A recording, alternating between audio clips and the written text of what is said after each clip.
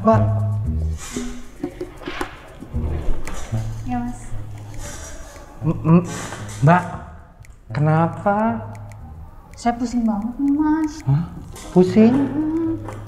Pusing banget gitu? Pusing banget. Kalau pusing pegangan mbak, pegangan sama ya itu pegang tuh gagang kursinya atau pegangan atau nyender ke tembok gitu mbak, nyender aja kemana-mana gitu, pegang tiang agama gitu maksudnya. Masnya takut. Kenapa mbak?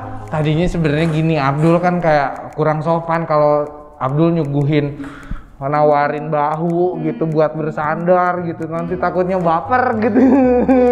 Masnya pengen pusing takut ngakak saya. Pengen ngakak tapi takut pusing kali ah. Kebalik ya? Oh, kebalik. Mbak bisa aja nih. Nih mas pusing banget. Pusing banget? Emang kerasanya gimana mbak? Gini mas, kadang-kadang pusing muter gitu, pusing cenat-cenut gitu kepala tuh. Kayak lagu Lagu kayak kenapa hatiku cenat-cenut ya pada kamu gitu-gitu ya. Bagus banget gerakannya mas. Wah masa? Cocok jadi polisi mas. Jadi boyband dong. Masa polisi? Ini kan boyband. OB mbak.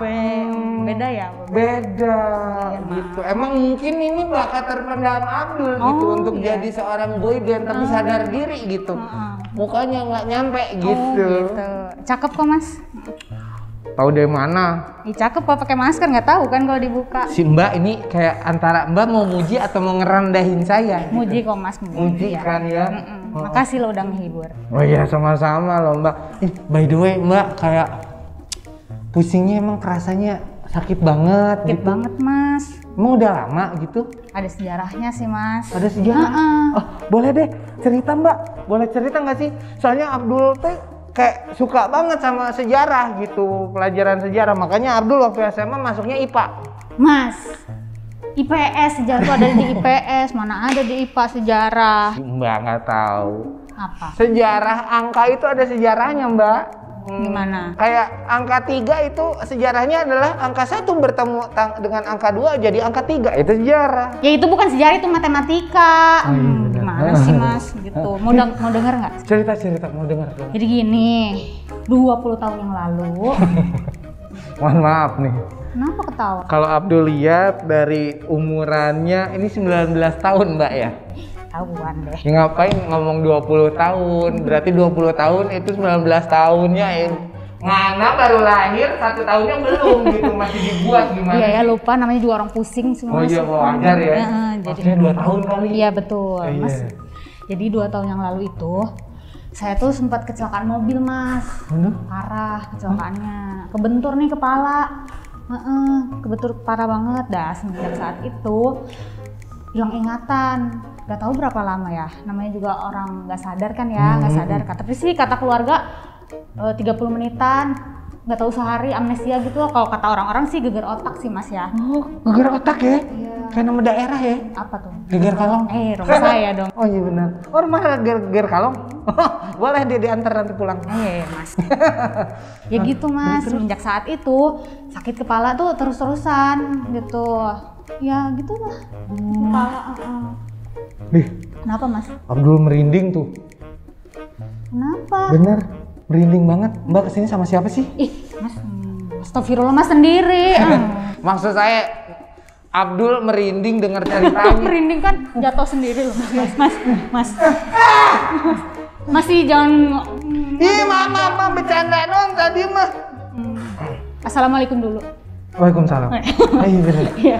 Nah terus udah gitu memang kayak si sakitnya memang kapan sih mbak? Kayak misalnya kapan gitu pusing-pusingnya selalu kambuhnya gitu, ada waktunya? Ada sih, ada kondisi tertentu yang bikin sakit kepala tuh mas. Gitu. Jadi Kapan nggak tuh? tentu. Kalau akhir bulan nih dompet kosong, ATM kosong, hati kosong mas. Pusing banget itu mas. Gak usah cerita pusing-pusing gara-gara itu. Iya kenapa? Mbak, saya sama yang lain juga nggak usah cedera juga udah pasti pusing kalau udah mikirin akhir bulan mbak. Ngapain pakai cerita juga? Nah di sini ada namanya Dokter Ahmad Farid. Nah, dia bukan hanya sekedar dokter, tapi profesor. Makanya nggak usah ragu Mbak, langsung aja konsul gitu. Tapi setahu Abdul nih Mbak, kalau pusing sakit kepala itu ada obat Mbak. Obat yang enak tapi efektif. Ada tuh Mbak. Apa tuh yang enak? Kopi. Oh, gitu. Suka ngopi? Suka sih Mas. Nah, di dalam kopi itu mengandung yang namanya kafein Mbak. Yang Abdul baca dan Abdul tahu, kafein itu mengandung senyawa yang bisa ngebuat badan itu rileks, santuy gitu. Asli Brody, gitu, santai banget gitu. Masnya barista banget nih, lihat-lihat. Kok tahu? Pinter banget gitu. Kirain mau gombal. Enggak, Bro. Enggak bisa. Masnya barista, kok tahu? Soalnya kamu sedang mengaduk kopi gitu kan. Enggak bisa gombal-gombal. Iya, aku sih suka sih ngopi dulu, Dulu suka banget ngopi, apalagi di kafe-kafe gitu, Mas. Tapi sekarang sih udah enggak. Kenapa? Gak ada yang ngajak. Oh ya udah. Cocok. Kalau gitu mah Abdul tahu banget tempat yang cocok, pemandangan bagus ya. City view kelihatan, rasa kopinya juga enak. Abdul tahu mau kapan mau jalan ngopi sama Abdul? Mbak, janjian aja dulu nomor HP-nya, Mbak. Mbak, diajakin ngopi.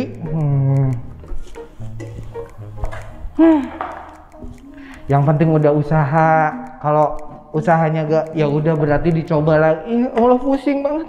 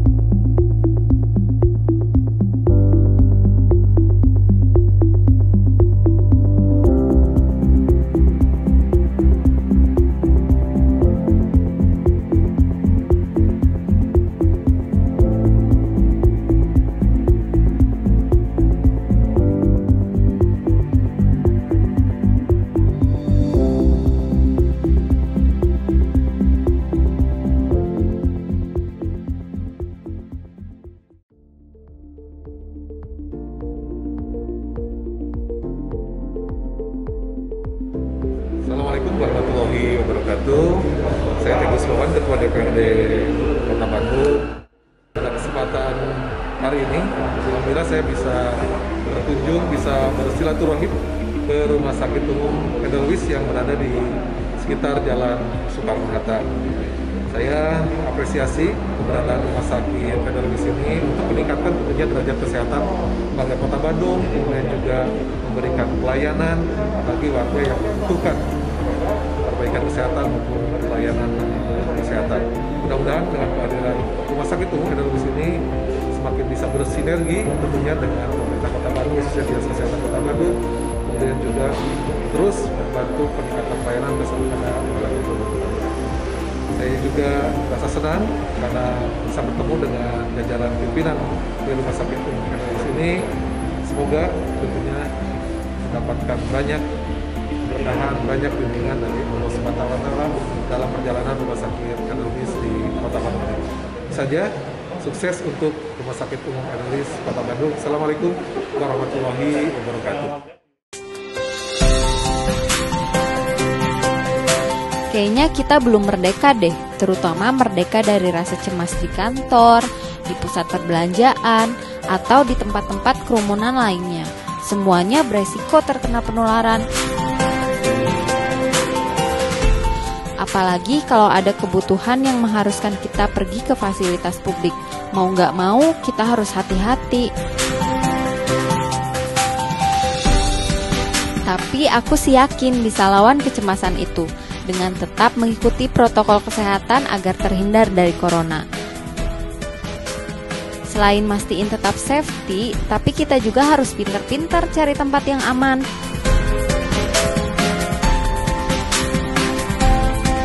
aman dari kemungkinan tertularnya virus, sama-sama menjaga dan mengurangi penyebarannya.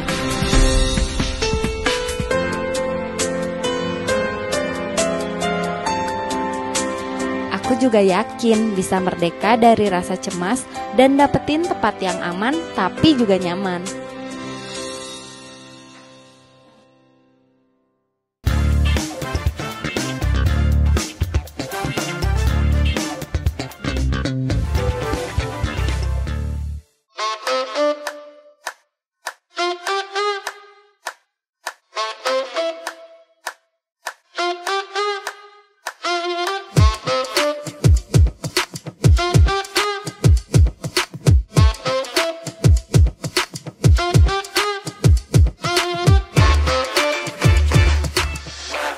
Assalamualaikum dok. Waalaikumsalam. Ada yang bisa dibantu, Mbak? Iya gini dok, jadi saya cerita dulu aja nih ya dok. Iya. Jadi sekitar 2 tahun yang lalu itu, saya itu kecelakaan mobil, cukup parah dok. 2 tahun yang lalu ya? Waktu kejadiannya sempat pingsan? Atau nggak sadarkan diri gitu? Ya kata keluarga saya tuh nggak sadarkan diri berapa menit ya? 30 menitan gitu. Lebih dari 30 menit? Iya mungkin, Oke. tapi nggak nyampe sehari mungkin. Oke. Iya. Kalau untuk amnesia gitu ya, apa bahasa awamnya? Lupa ingatan gitu ada? Kayaknya ada sih dok katanya. Berapa lama? Seharian mungkin dok, cuman Oke. ya. Berangsur-angsur membaik ya. Saat itu dilakukan foto CT scan tidak? Untuk melihat di dalamnya ada patah tulang atau ada cedera? Ya. Dilakukan? Sempat sih dok. Oke. Ya. Berarti waktu itu apa? Dilakukan tindakan operasi? Iya sih kayaknya dok. Dilakukan operasi ya? Oke. Di sini masih ada sisanya. Oke, sebelah kiri ya? Iya. Jadi datang ke sini setelah 2 tahun dengan keluhan apa ya, Mbak? Sekarang tuh masih kayak sering sakit-sakit kepala dok, gitu masih berat kerasa kepalanya. Sakit kepala masih ya? suka tiba-tiba kambuh gitu dok. Gimana ya dok itu? Iya, jadi memang sih sebetulnya kalau kejadian cedera kepala traumatika gitu ya, itu memang ada konsekuensi gitu ya, gejala sisa. Tapi itu nanti tergantung dari berat ringannya cederanya ya. Oke ya, kita coba cek dulu ya. Untuk CT scan yang dulu pernah dibuat ya. Ini 2 tahun yang lalu ya. Iya. Oke ya. Jadi kalau lihat dari foto yang dulu ini cukup berat ya, Mbak ya. Salah satunya yang kita lihat adalah di dalam kepalanya ada perdarahan ya. Ini yang sebelah kanan kita, tapi sebetulnya ini kiri Mbak gitu ya. Okay. Ya ini dia ada perdarahan yang memang waktu itu dilakukan tindakan operasi, ya dilakukan pembersihan. Mungkin sekarang jadi tidak ada lagi perdarahannya, tetapi karena di daerah tersebut mengalami kerusakan dan ini mungkin jenis cederanya yang sedang ya Mbak ya, cedera kepala sedang karena tadi dia lebih dari 30 menit ya, hilang kesadaran, kemudian ada amnesia ya, dan dilakukan tindakan operasi. Jadi memang salah satu gejala sisanya yang mungkin bisa kambuh gitu ya adalah nyeri kepala. Oh iya dok. Iya. Nah dok, tadi kan dokter sempat bilang ada cedera kepala traumatika. Nah itu tuh apa ya dok? Ya, jadi sesuai dengan terminologinya ya, sesuai katanya cedera kepala ya. Jadi kepala kita kena insult gitu ya, injury yang penyebabnya trauma. Ya, maksudnya yang jelas-jelas dia disebabkan oleh suatu fisik gitu ya. Nah, itu yang disebut dengan cedera kepala traumatika. Tetapi kepala itu kan di dalamnya ada otak ya. Kalau otaknya yang terkena, itu kita sebut dengan cedera otak traumatika. Jadi lebih berat. Kalau cedera kepala itu ya bisa cuma lecet aja gitu ya, bengkak aja, benjol gitu ya, dipukul, benjol. Tetapi kalau dia sampai hilang kesadaran kayak yang tadi ya, atau ada amnesia, atau nanti lebih beratnya lagi ada gangguan alat gerak ya, lemah, lumpuh ya, itu disebutnya cedera otak traumatika ya. Jadi fasenya lebih berat. Dan tadi Mbak itu karena ada pingsan ya, ada dilakukan operasi, kemudian ada amnesia. itu jatuhnya sudah trauma otak Oh, gitu. yang gradnya yang levelnya sedang ya. Terus gejalanya itu selain itu apa aja, Dok? Ya, jadi berdasarkan berat ringan ya, itu ada cedera otak ringan, sedang, dan berat. Itu kita punya parameter ya. Salah satunya nilai kesadaran ya, yang kita sebut dengan GCS, Glasgow Coma Scale. Ya, itu kalau kita sadar ya, ngomong kayak gini nilainya 15 ya. Itu kalau dia nilainya turun sampai 13 dan range ya antara 9 sampai 13 itu cedera otak sedang seperti Mbak ya. Mungkin waktu itu kita nggak tahu GCS-nya, tapi itu masuknya sedang. Tapi di bawah 8 nilainya sampai 3 itu kita sebut cedera otak berat. Nah, gejala atau tanda-tandanya salah satunya yang tadi ya, GCS itu menentukan. Kemudian tadi kalau dia hilang kesadarannya kurang dari 30 menit itu ringan. Ya, 30 menit sampai 1 hari itu sedang. Tapi lebih dari 1 hari jatuhnya dia berat. Itu gejalanya ya. Kalau ada tambahan misalnya ya, dia ada gangguan neurologis yang lain seperti kejang. Ya, dia jatuhnya ke sedang dan berat. Atau misal begitu kita lihat dengar gambaran CT scan ya, imaging, ada perdarahan. Perdarahan ini meningkatkan tekanan tinggi intrakranial. Jadi tekanan di otak itu standar dia punya standar. Begitu ada tambahan darah yang harusnya nggak ada di situ, tekanannya jadi meningkat. Ya, itu jatuhnya ke sedang dan berat. Ya, jadi gejala-gejalanya sesuai dengan berat ringannya kejadiannya ya. Oke, terus ini Dok, seperti apa pengobatannya untuk yang mempunyai gejala cedera kepala traumatis? Ya, kalau pengobatan sih sebetulnya garis besarnya 2 ya. Kalau dia masih bisa diberikan obat-obatan, terapi obat-obatan itu kita sebut terapinya konservatif ya, medikamentosa, hanya dengan obat-obatan ya. Tapi kalau dia sudah tidak memungkinkan, seperti gambar ini dia sudah ada perdarahan di dalamnya, tidak bisa hanya dengan obat-obatan. Ya, dia harus dilakukan terapi pembedahan. Karena kita harus bersihkan, kemudian kita harus ambil. Ya, nah itu perlu suatu tindakan yang lebih invasif gitu ya. Oke. Terus apa ada pengaruh jangka panjang atau jangka pendeknya gitu Dok? Ya, kalau jangka pendek jelas ya. Kalau ini tidak kita lakukan tindakan dan ini menekan semua struktur otak, yang kita takutkan dia akan menekan batang otak. Kemungkinannya meninggal. Ya, jadi memang tindakannya harus cepat ya.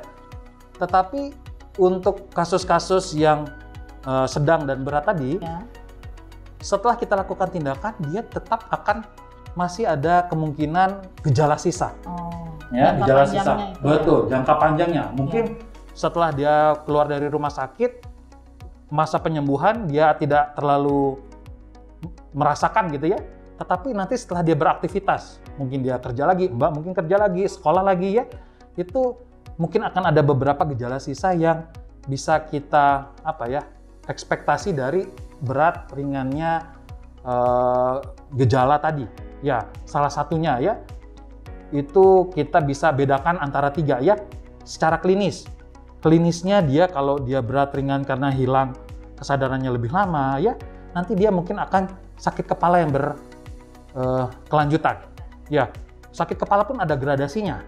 Ya, ada sakit kepala yang jenisnya seluruh kepala ya, ada yang migrain setengah-setengah, atau bila dulu benturannya di belakang misalnya ya, itu di pusat keseimbangan dia bisa jadi vertigo ya, apa orang bilang muter gitu ya, ngelihat ya, dia nggak bisa beraktivitas ya, atau dia mungkin setelah beberapa saat jadi kejang ya, itu mengganggu kualitas hidup ya. Terus nanti bukan hanya masalahnya di klinisnya ya, dia juga secara aktivitas terganggu.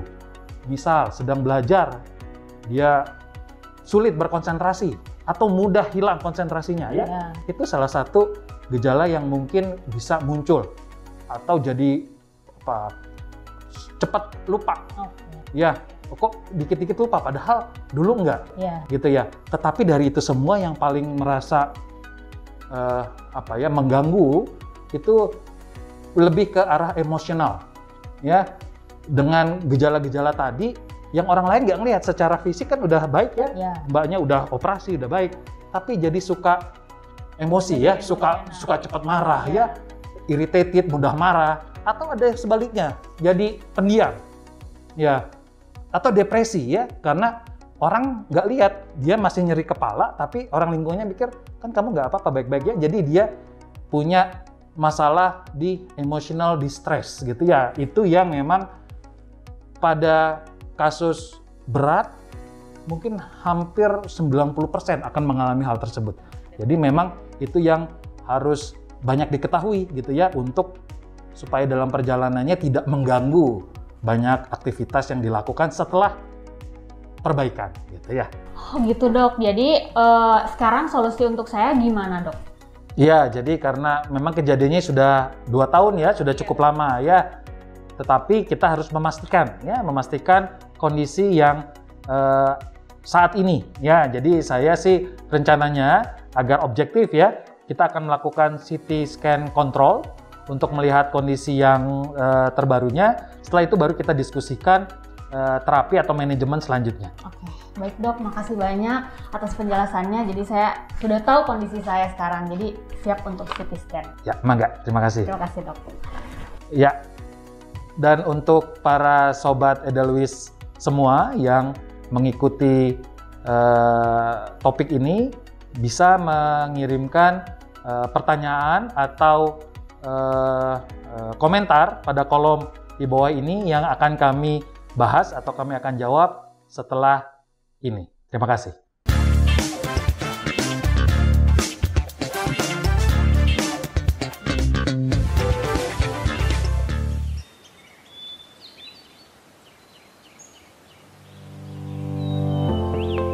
Kesehatan yang prima merupakan bekal terbaik untuk mengawali sebuah kebahagiaan. Selamat datang di Edelweiss Hospital. Kami percaya bahwa proses penyembuhan bermula dari suasana nyaman yang Anda rasakan selama berada di Edelweiss Hospital.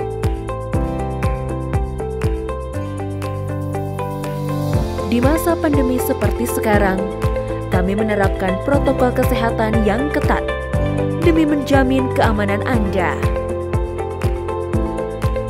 Atensi kepada hal-hal detail merupakan prinsip kami, demi terciptanya kesempurnaan dan kebaikan untuk pasien kami.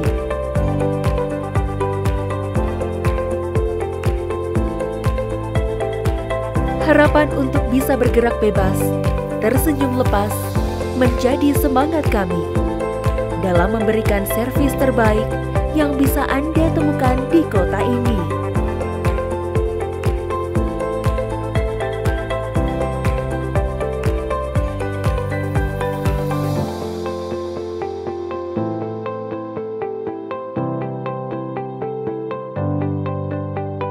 Kami berupaya maksimal demi menjangkau Anda kapanpun Anda membutuhkan. Anda tidak perlu khawatir, karena kami hadir untuk menjadi solusi masalah kesehatan Anda dengan beragam layanan unggulan.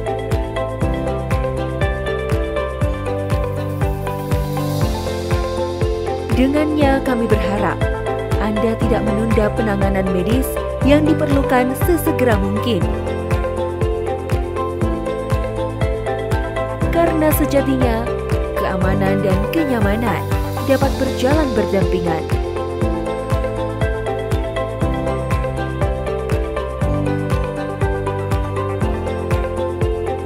Edelweiss Hospital, providing comfort for your well-being.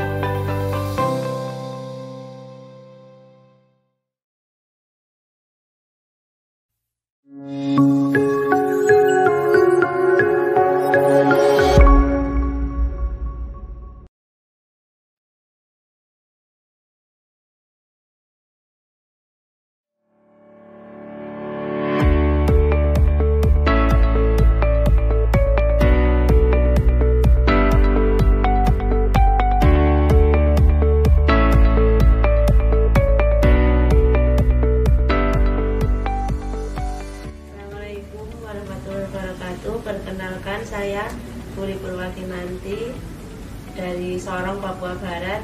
Dan ini suami saya Sulistiana Fajar Hendrawan. Kami ke sini untuk melakukan RTF karena ada masalah di saluran tuba falopi saya. Kami tahu RTF ini dari YouTube ya. Dari YouTube.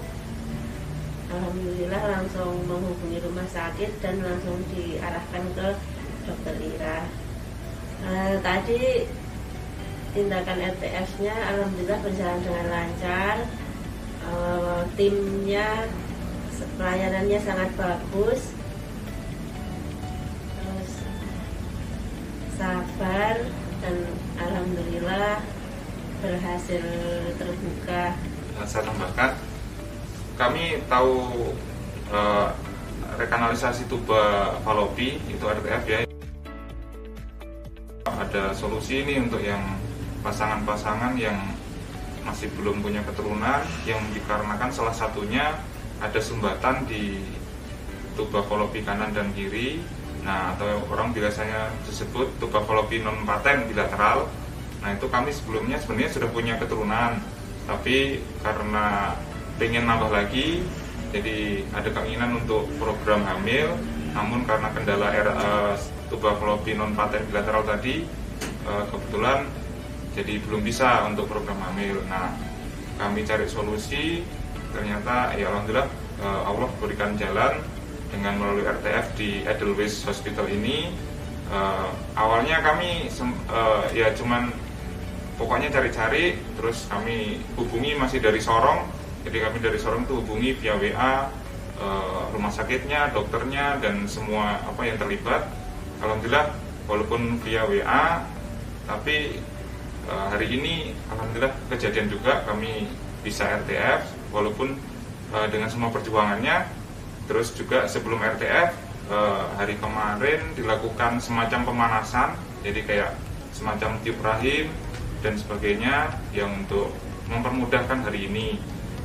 Pas hari ini tadi dilakukan RTF, alhamdulillah dengan bantuan dari tenaga medis di Edelweiss Hospital ini yang sangat baik, profesional, ramah. Alhamdulillah sumbatan di tuba falopi istri saya sudah terbuka, baik di kiri dan di kanan.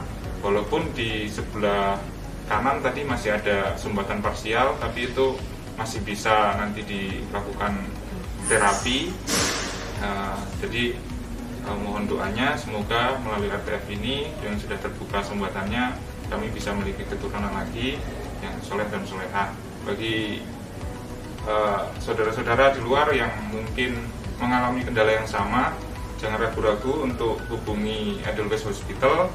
Nanti akan diarahkan seperti apa jalurnya, dan yang paling penting sebenarnya dari segi biaya, karena RTF ini biayanya sangat terjangkau untuk dilakukan bagi pasangan-pasangan yang mau punya keturunan. Kalau RTF ini non bedah, jadi ibaratnya tindakan operasi minor yang tidak ada efek samping yang besar. Jadi jangan ragu-ragu, monggo nanti hubungi Edelweiss Hospital. Ya, semoga dengan lantaran semua pasti dari Allah yang beri jalan bisa punya keturunan lagi.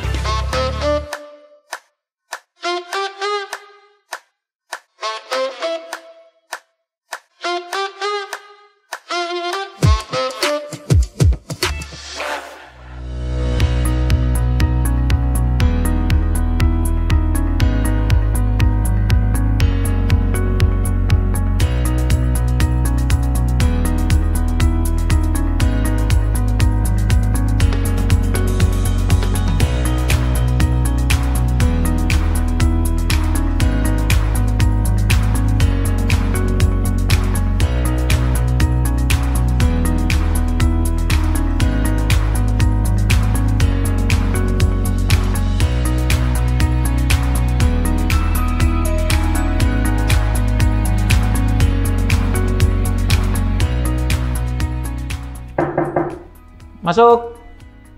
Dokter, ini Sobat Edelweiss udah nggak sabar pengen pertanyaannya langsung dijawab sama dokter sang ahli masternya. Mangga atuh. Langsung aja Iya, ya kalau langsung gitu. aja. Siap. Ini ada pertanyaan dok, katanya dari Mas Trisna. Dok, bagaimana membedakan sakit kepala cedera traumatis dengan sakit kepala lainnya? Apakah ada ciri spesifiknya gitu katanya? Oh gampang. Ya harus cedera dia.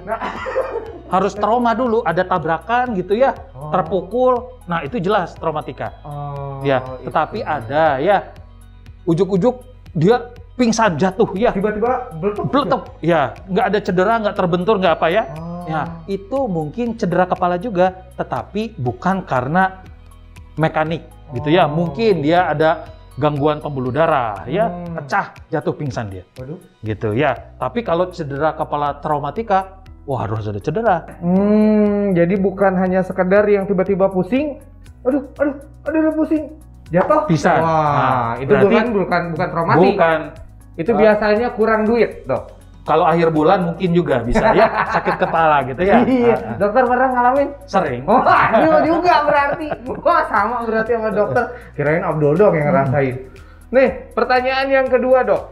Ini dari Mas Ahsan. Katanya, kapan sih, dok, kita harus curiga bahwa kemungkinan kita mengalami cedera kepala traumatis, terutama bila kita pernah mengalami benturan di kepala? Iya. Kita Jadi harus curiga. sebetulnya benturan ringan saja kepala kita tuh dirancang udah sangat baik ya. Kalau cuman terpukul sedikit atau terbentur sedikit, rasanya itu superficial aja ya.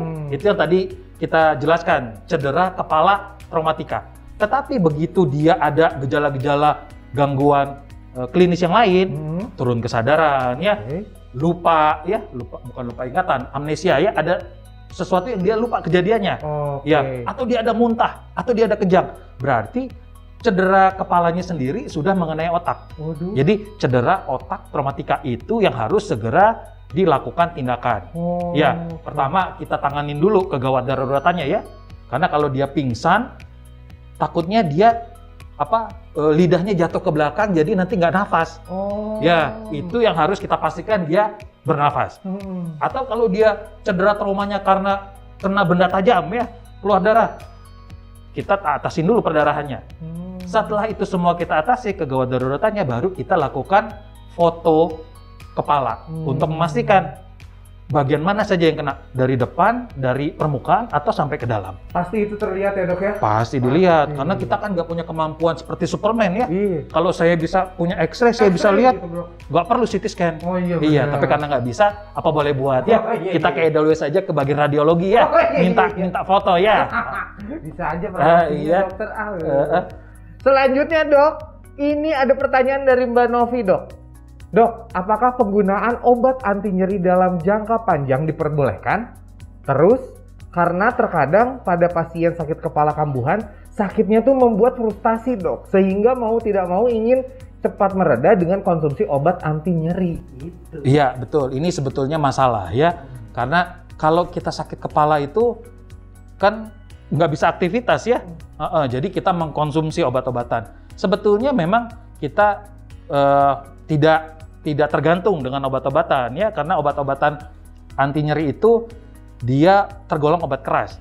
Jadi walaupun nyerinya bisa reda, tapi dia akan berefek pada pencernaan biasanya ya. Bisa gangguan pencernaan itu malah memperberat kondisinya. Jadi memang harus dicari cara, walaupun dia sering kambuh, ya dia harus bisa dicoba tanpa obat dulu gitu ya. Dia harus coba istirahat dulu begitu dia mulai sakit kepala atau migrain atau vertigo misalnya ya. Coba istirahat dulu. Ya jangan langsung minum obat maksudnya. Kemudian dalam perjalanannya kalau sudah agak mendingan atau dia mengalihkan ya.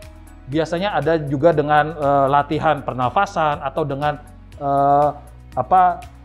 pemijatan gitu ya. Fisioterapi yang baik sehingga dia tidak benar-benar memerlukan obat-obatan jangka panjang. Karena minum obat itu memang frustasi ya, jadi lebih kok kesannya nggak selesai-selesai gitu ya sakit kepalanya. Tetapi memang itu yang harus di explore oleh masing-masing individu agar dia kalau bisa meringankan menurunkan ketergantungannya terhadap obat dengan mencari solusi bagaimana mengalihkan rasa nyerinya dalam bentuk aktivitas yang lain. Jadi tidak melulu tentang obat, harus masuk obat. Jadi nggak gampangan gitu ya dok ya? Sulit ini, memang 90 sekian persen itu nyeri kepalanya akan bertahan cukup lama ya, bertahun-tahun gitu ya. Jadi memang mereka istilahnya harus hidup dengan nyeri ya. Ambang nyerinya mungkin nanti dia akan lebih tinggi sehingga dia nyeri yang di orang lain sudah mulai terasa, buat dia itu mungkin nyeri yang kadarnya rendah gitu ya. Kalau sekarang kita hidup dengan COVID, kalau penderita-penderita cedera kepala ini harus hidup dengan nyeri. Itu dia. Iya. Ya. Kayak kayak bareng-bareng gitu kok saya hidup sama sakit kayak gitu. Oh, berarti salah satunya adalah mendingan konsultasi aja dulu ya dok ya. Betul ya, karena setiap orang juga beda-beda ya dok ya. Variasi individu sangat menentukan nyeri kepala ya. Kalau yang dia banyak aktivitas dia kadang-kadang lupa ya, karena dia sibuk ya.